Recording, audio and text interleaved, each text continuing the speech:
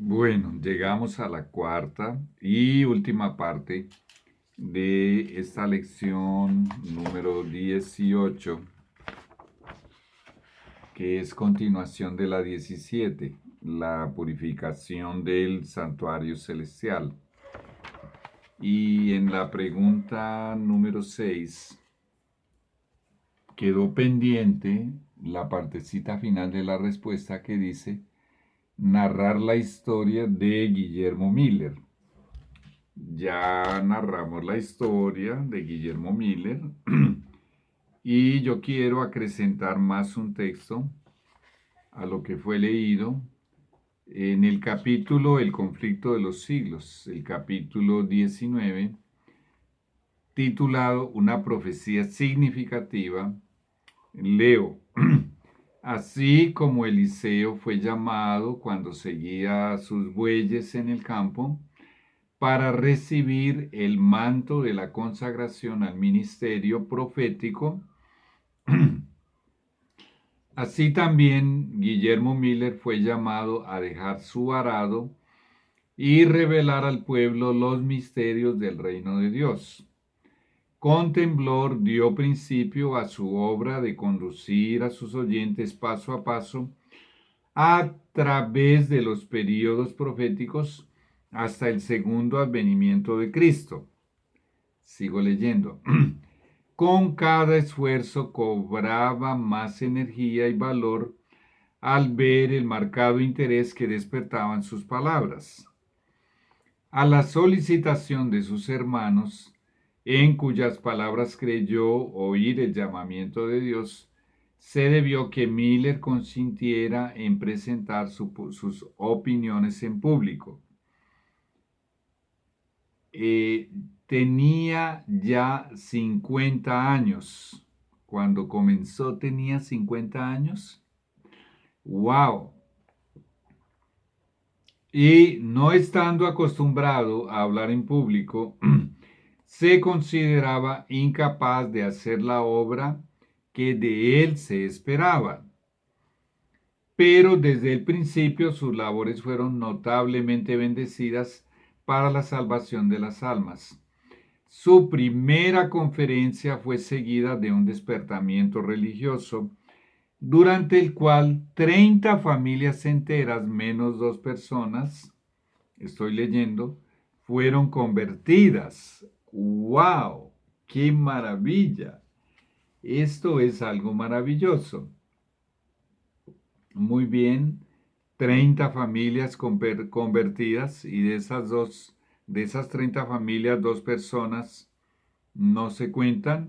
Y eso de la primera conferencia, imagínate el poder con el cual el Espíritu Santo lo utilizó.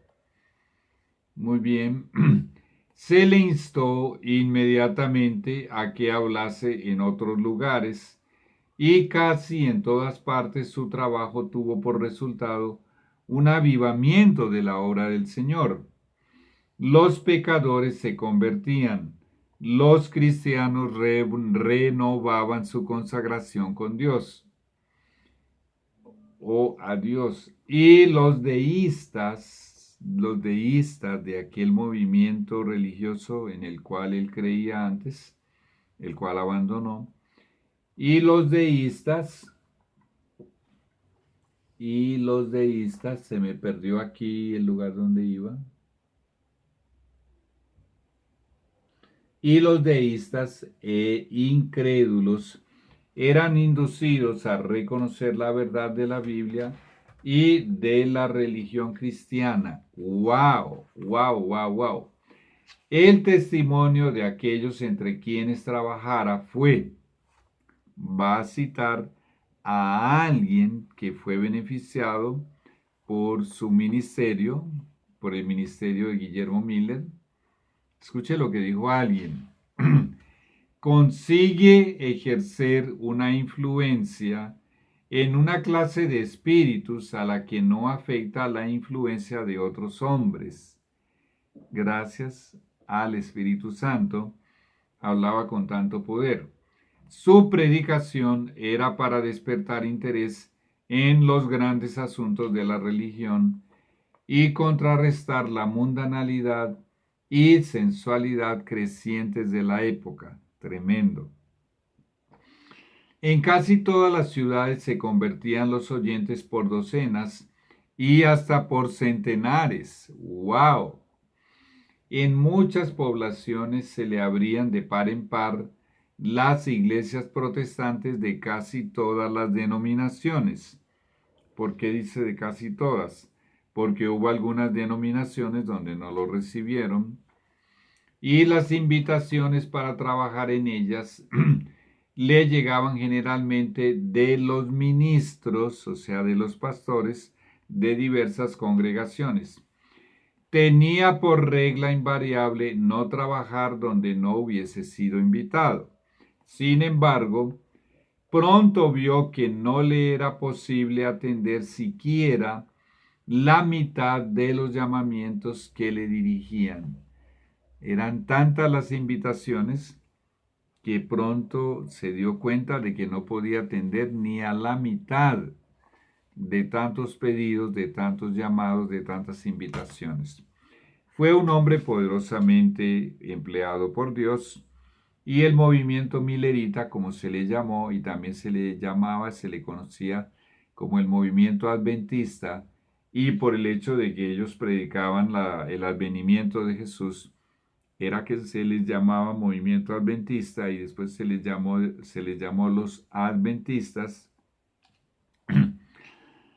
Este fue el mayor reavivamiento de la historia del cristianismo en el siglo XIX y Guillermo Miller fue el instrumento que Dios empleó.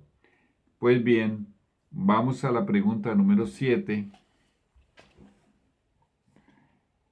¿Quién es nuestro único sumo sacerdote? Hebreos 4, 14 y 15. Bueno, aprovecha, ya está ahí la respuesta. Dice, Jesús es nuestro único sumo sacerdote. Vamos a leer del libro de Hebreos el capítulo 4, versículo 14 y 15. Y dice de la siguiente manera. Muy bien. Hoy, bueno, lo leo. Por tanto, teniendo un gran sumo sacerdote que traspasó los cielos, entró a los cielos. ¿De quién está hablando? ¿Qué sumo sacerdote es ese? Hay una coma y dice Jesús, el Hijo de Dios. Quiero enfatizar esto con mucha, pero con mucha amabilidad, con mucho amor, pero también con mucha indignación, porque hay todo tipo de sacerdotes, no solo en las religiones paganas, sino también en la Iglesia de Roma, la Iglesia Católica, que no son autorizados por Dios para ser sacerdotes y no son reconocidos por Dios como sacerdotes y no tienen credenciales de la parte de Dios para ser sacerdotes. Porque si hubieran sacerdotes aquí en la tierra, automáticamente el sacerdocio de Jesús quedaría invalidado. Y es de eso de lo que habla segunda de Tesalonicenses, el capítulo 2, los versículos 3 y 4, que ya lo leí y vuelvo y lo leo. Hablando de las señales de la segunda venida de Jesús, Pablo habla del sacerdocio terrenal de la Iglesia Católica, del papado, como una de las señales de que la segunda venida de Jesús estaría cerca. Dice él, nadie os engañe en ninguna manera. El sacerdocio terrenal católico tal vez sea el mayor engaño que existe en el planeta Tierra, porque Jesús no vendrá sin que antes venga la apostasía. Lamentablemente, la gran mayoría de los cristianos descendientes de la Iglesia Apostólica en el siglo IV apostataron, la gran mayoría, pero siempre hubo un remanente fiel y esa gran mayoría se unió a los caldeos, o sea, a los babilónicos, o sea, al imperio romano, y transformaron el cristianismo en Iglesia Católica Romana. La sede del Imperio Romano era Roma, y donde tiene hoy la sede la Iglesia Católica sigue siendo en Roma. ¿Cuál era el título del emperador romano al cual se le consideraba un dios, además de rey, y tenía una corona? Era Pontifex Maximus, que significa sumo pontífice, o sea, sumo sacerdote. ¿Y cuál es el título del Papa actualmente? Pontifex Maximus. ¿Y por qué tiene una corona triple? Que él dice que tiene una triple potestad: el rey del cielo, rey de la tierra y de las regiones superiores, lo cual es una alusión al infierno que ellos inventaron. Y esto es horrible. Y a este individuo, que es parte de todo este sistema que trajo a la enorme mayoría de los cristianos en el siglo IV a la apostasía, aquí el apóstol Pablo dice: y se manifieste el hombre de pecado. Le llama el hombre de pecado y el hijo de perdición. ¿Qué es pecado? Es transgresión de la ley de Dios. El catecismo católico cambió completamente la ley de Dios en el catecismo católico, que es lo que le enseñan a los reclutados a través del catecismo, la catequesis, para reclutarlos.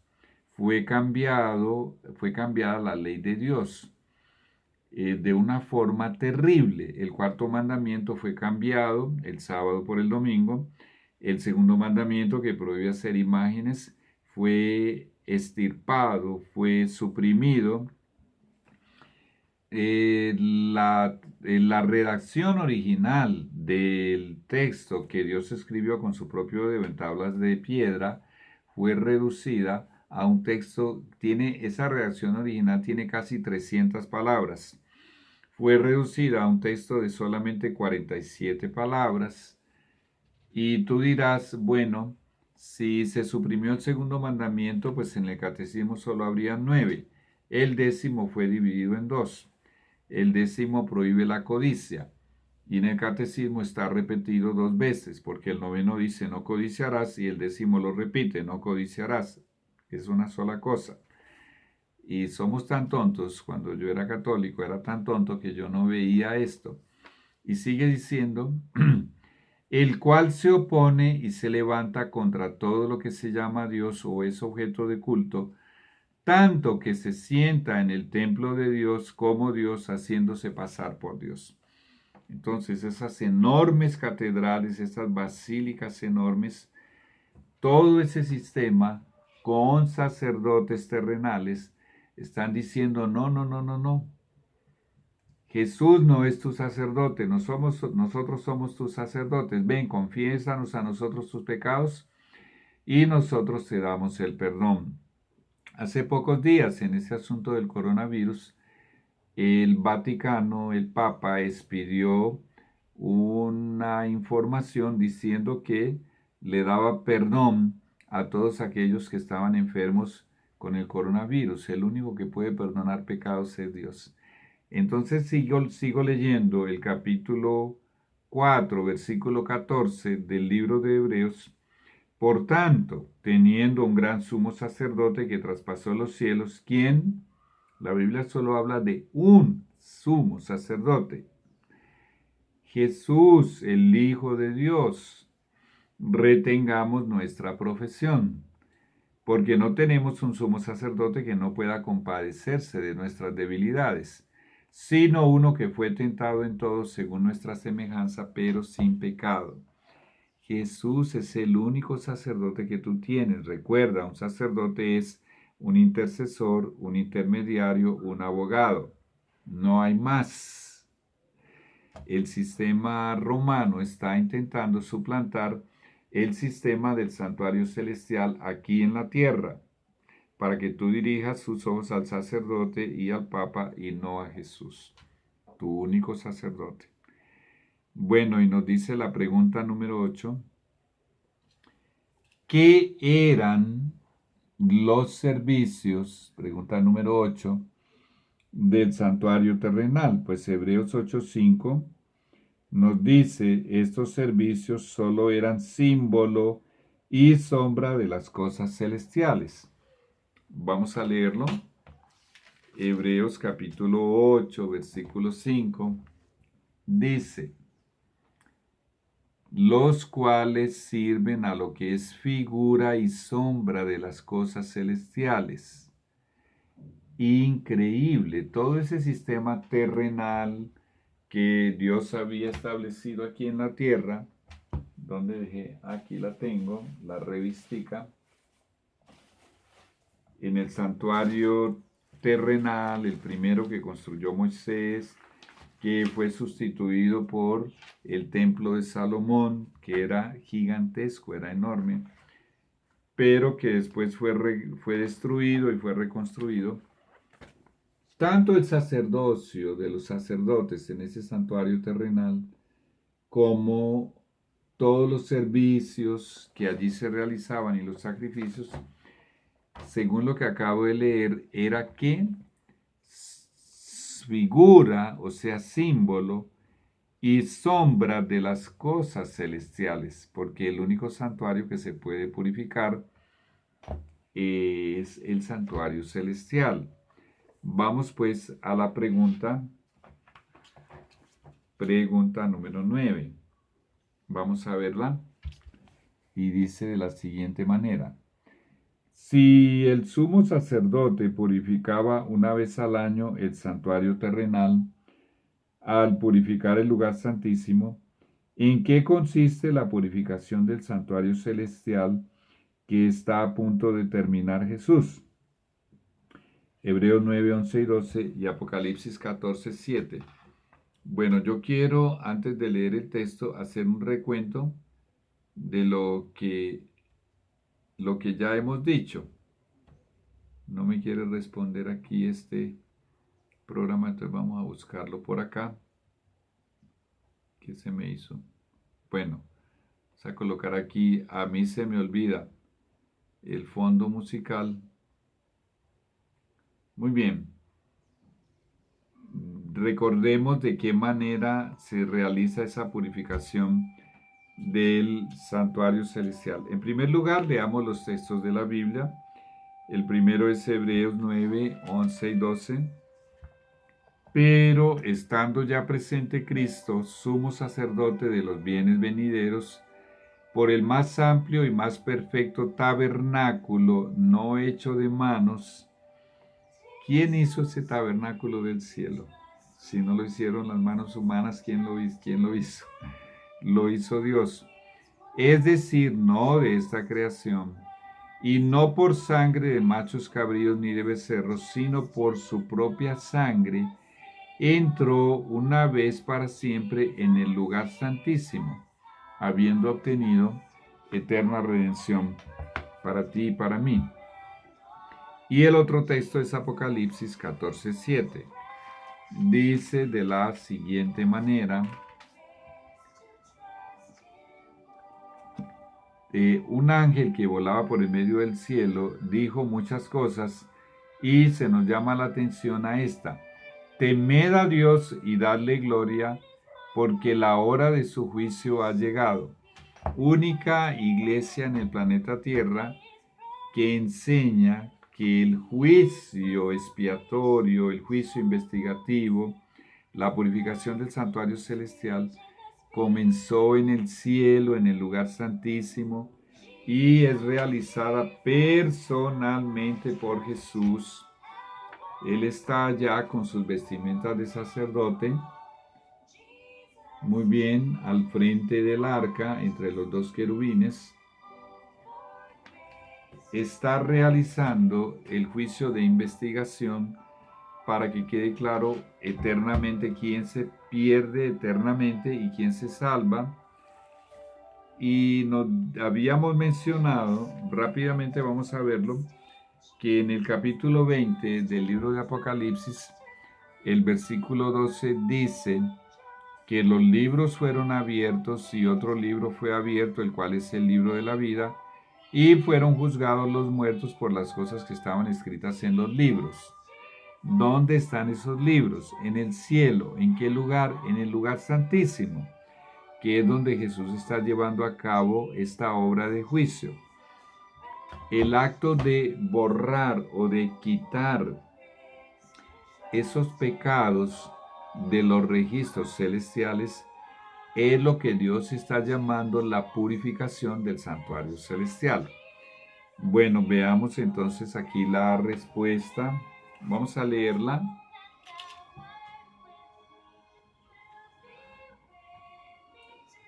Y dice: Jesús examina el cristianismo de cada persona que haya profesado aceptarlo como su Salvador. Jesús determina si ese cristiano era genuino o no. Jesús decide el caso de cada uno de ellos para vida eterna o para perdición eterna. Esto se llama el juicio investigador. Si tú no has aceptado a Jesús como tu sumo sacerdote, único sacerdote, aún estás a tiempo de hacerlo y desechar cualquier otro sacerdocio en esta tierra. Vamos con la 10ª pregunta. De esto ya hablamos, así es que será más fácil ahora. La 7ª y última iglesia cristiana es llamada por Dios Laodicea. ¿Qué significa la palabra Laodicea? Apocalipsis 3:14. Laodicea significa el pueblo del juicio o un pueblo juzgado. Esto significa que el último mensaje del desarrollo del juicio tiene que ser presentado a los miembros de la última etapa de la iglesia cristiana.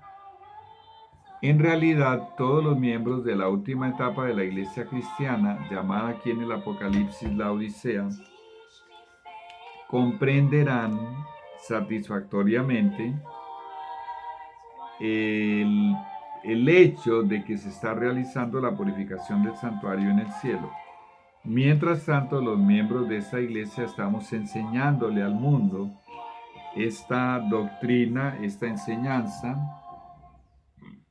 Dice Apocalipsis capítulo 3, versículo 14, y escribe al ángel de la iglesia en la Odisea. Ya vimos que es la 7ª etapa de la iglesia cristiana, arrancando desde la iglesia apostólica. La Odisea significa que el pueblo del juicio o un pueblo juzgado. Y vamos a la última pregunta, la pregunta número 11. ¿Qué terrible anuncio incluye el primero de los 3 mensajes del último pueblo de Dios justo antes del regreso de Jesús? Ya lo acabamos de leer. Y dice, vamos a leerlo de nuevo, dice de la siguiente manera, solo que voy a leer el 6 y el 7. Vi volar por el medio del cielo a otro ángel que tenía el evangelio eterno para predicarlo a los moradores de la tierra, a toda nación, tribu, lengua y pueblo. Todo oído escuchará esto. Todo ser humano llegará a escucharlo cuando se derrame el Espíritu Santo, la lluvia tardía del Espíritu Santo, por la cual estamos orando. Diciendo a grande voz, temed a Dios y dadle gloria, porque la hora de su juicio ha llegado. Aquí está la respuesta.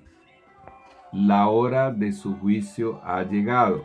De hecho, la lección 19 se titula El juicio.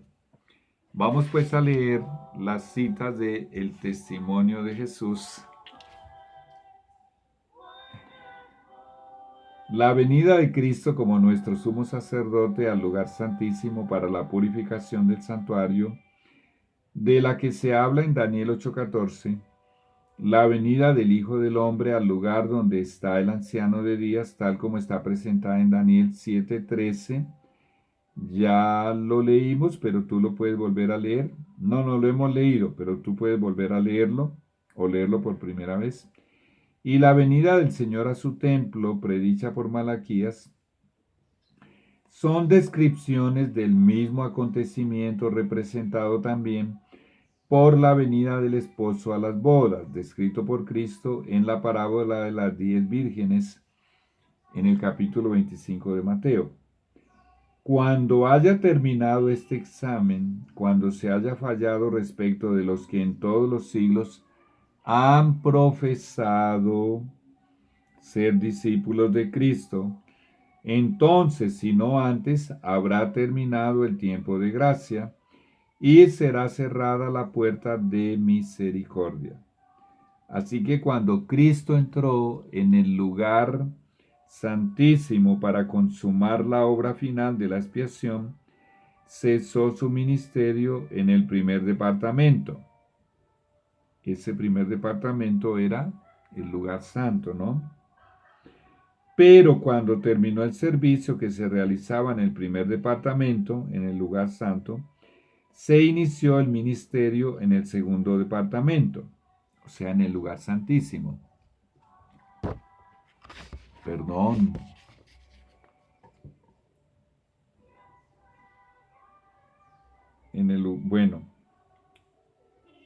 Bueno, cuando en el servicio típico significa simbólico, el sumo sacerdote salía del lugar santo el día de la expiación, se presentaba ante Dios para, vamos a voltear aquí la hojita, vamos a leerlo, ¿para qué?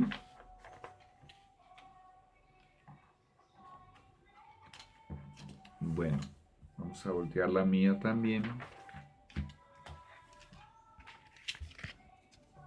Para ofrecer la sangre de la víctima ofrecida por el pecado de todos los israelitas que se arrepentían verdaderamente.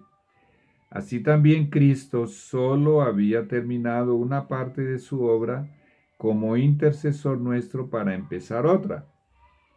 Está hablando del 22 de octubre de 1844. Y sigue aún ofreciendo su sangre ante el Padre en favor de los pecadores. Pero una luz más viva surgió del estudio de la cuestión del santuario. Vieron entonces, está hablando de los adventistas, los mileritas, que en el tiempo de Guillermo Miller quedaron decepcionados cuando Jesús no vino, ese 22 de octubre de 1844. Vieron entonces que tenían razón al creer que el fin de los 2300 días en 1844 había marcado una crisis importante. Pero si bien era cierto que se había cerrado la puerta de esperanza y de gracia por la cual los hombres habían encontrado durante 1800 años acceso a Dios, otra puerta se les abría, y el perdón de los pecados era ofrecido a los hombres por la intercesión de Cristo en el lugar santísimo. Una parte de su obra había terminado tan solo para dar lugar a otra. Había aún una puerta abierta, este es un término que se usa en Apocalipsis, para entrar en el santuario celestial donde Cristo oficiaba en favor del pecador. En el servicio típico, o sea, simbólico, cuando el sumo sacerdote entraba en el lugar santísimo, todos los hijos de Israel debían reunirse cerca del santuario y humillar sus almas del modo más solemne ante Dios, a fin de recibir el perdón de sus pecados y no ser separados de la congregación.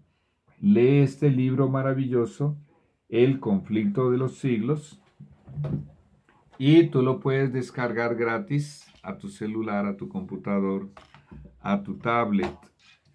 Bueno, muy bien. Así como en la época del pueblo de Israel, el pueblo se humillaba, se arrepentía, ayunaba, confesaba sus pecados, este tiempo de esta limpieza de este juicio de investigación en el santuario celestial, que en hebraico se llama el Yom Kippur, el día de la expiación, es un tiempo para nuestra humillación, confesión, arrepentimiento, ayuno, oración, consagración y reconsagración. No sabemos en qué momento vamos a morir. Y también llegará un momento en que Jesús va a salir de ese lugar santísimo. Así es que tenemos que prepararnos cuando todavía hay tiempo. Finalmente tenemos mi resolución. Creo que al final de los 2300 años Jesús inició la purificación del santuario celestial. Pues bien, ¿tú lo crees? Creo que la purificación del santuario celestial consiste en que Jesús decidirá cuáles cristianos tendrán vida eterna al examinar y juzgar toda su vida cristiana y cuáles no. Recuerda que ya estudiamos que en ese juicio investigativo se juzga tanto a los vivos, a los cristianos que estamos vivos, como a los cristianos que ya murieron. Creo que este juicio investigador comenzó el 22 de octubre de 1844 en el cielo. ¿Qué esperas para contarle a tu vecino, a tu compañero, a tu familiar, a tu pariente, a tu pareja, tu esposo, tu esposa, a tus hijos, a tus abuelos? Corre, corre, porque los ojos del mundo entero tienen que dirigirse al sumo sacerdote que está realizando el último juicio allá en el lugar santísimo, para que se preparen. Prepárate, prepárate, prepárate y ayuda a preparar a otros. Vamos a orar.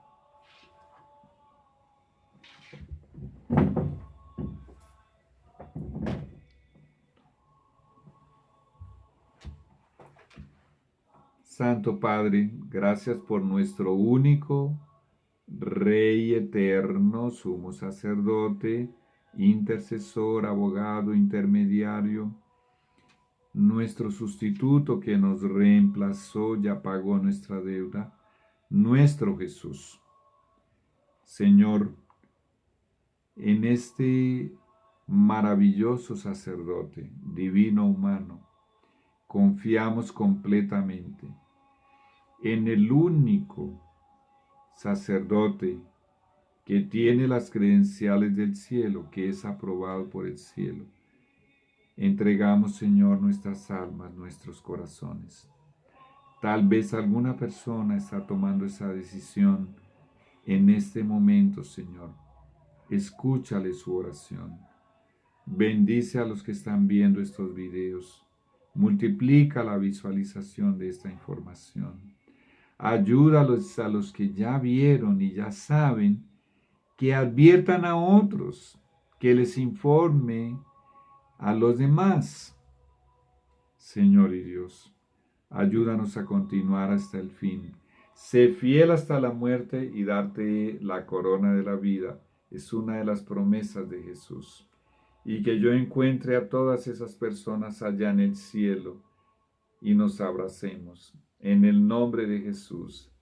Amén y amén. Bueno, nos encontraremos con la ayuda de nuestro Señor en la lección 19, el juicio. Después de todo lo que hemos estudiado, esta lección será muy fácil. Ya regresamos.